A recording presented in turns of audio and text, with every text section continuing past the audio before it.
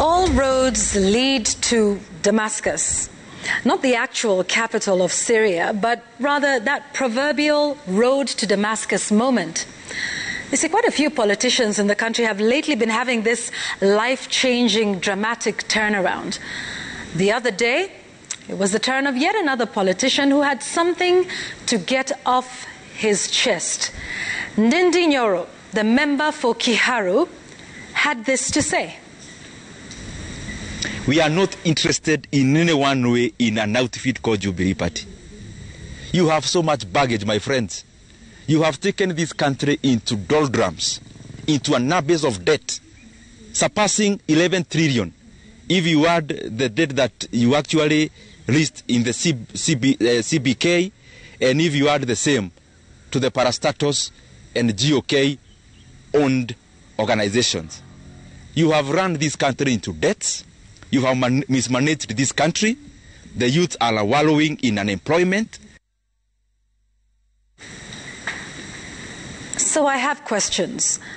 When did he realize this exactly?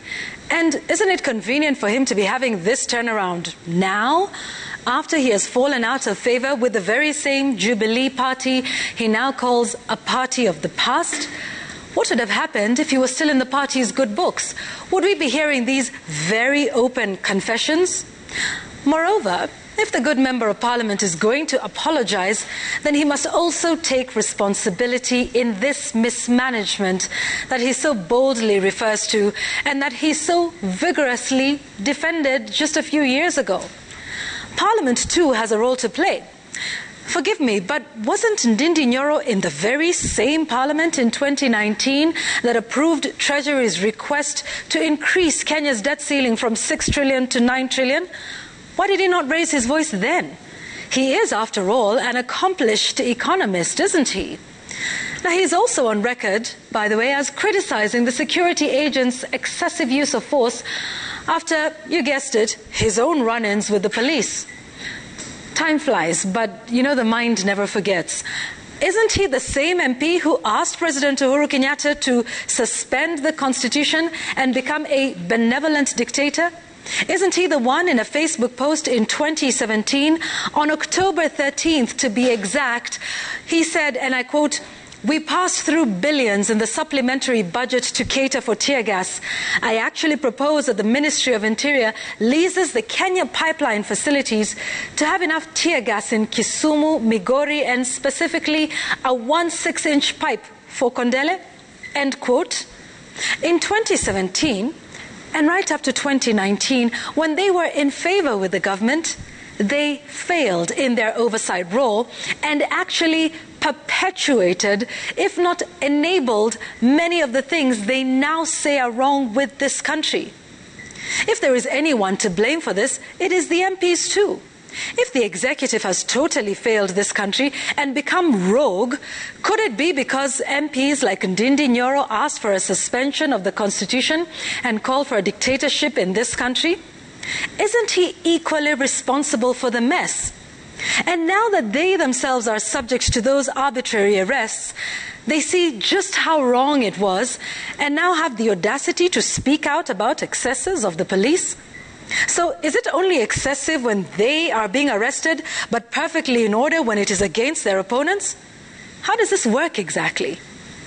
Well, at least Moses Kuria told us exactly how they got us into this mess and even explained why. In 2019, you will remember, he apologized for the failure of Parliament to perform its oversight role of taming excessive government borrowing. He said, and I quote, "We have lied to Kenyans, and second thing is we have failed in our oversight responsibility," end quote. But he was honest enough to tell us why they failed us.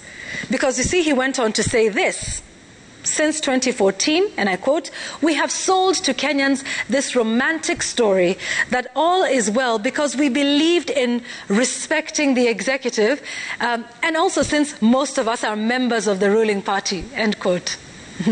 Aha. So now that the romance is sour, they're coming back to us to tell us this so that we do what exactly? It's not like we were not already raising those issues ourselves. Listen, folks, when it's wrong, it's wrong, regardless of who the act is being committed against. An injustice anywhere is a threat to justice everywhere. These folks ought to have called out those wrongs then as well as now. But it is totally insincere to blame the executive without acknowledging their own part in this and even apologizing. Listen, people in other parts of the world have resigned for far less. Yet Ndindi Nyoro and his compatriots remain in office and even promise us that they have the solutions to the very same problems that they helped create.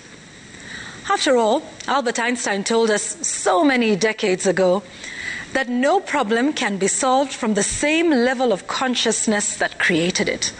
So please, guys, give us a break.